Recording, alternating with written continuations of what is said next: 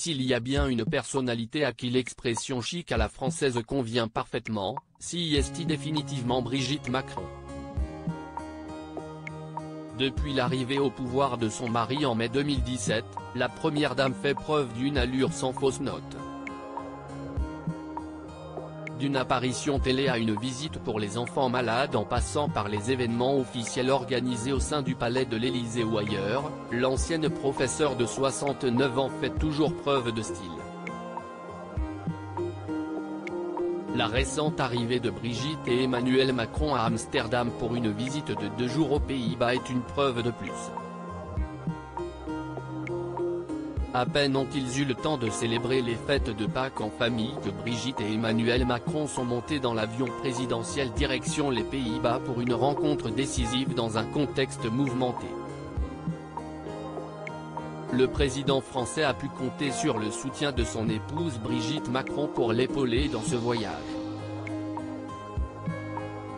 La maman de Tiphaine, Laurence et Sébastien avaient misé sur un look 100% bleu, composé d'une robe fluide, d'un manteau zippé, d'une pochette et d'une paire d'escarpins noirs qui mettaient en valeur ses jambes de rêve. Même la reine Maxima a difficilement fait le point. La femme du souverain a eu du mal à faire la différence malgré toute l'élégance dont elle faisait preuve grâce à une robe verte et un manteau jaune assorti à ses escarpins en suédine. Les deux femmes ont pris la pose l'une à côté de l'autre devant les photographes pour la cérémonie d'accueil du couple français rythmée par les honneurs militaires avant une réception et un déjeuner privé.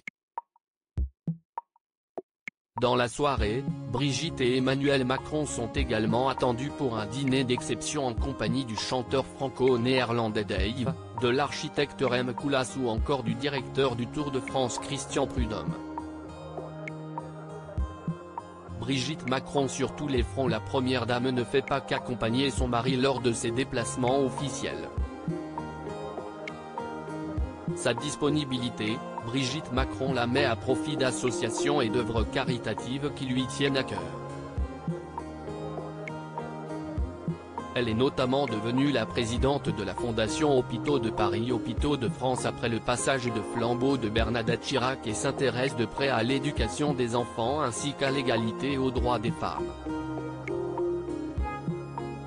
Des batailles qu'elle mène corps et âme et pour lesquelles elle n'hésite parfois pas à remettre son président de mari en place.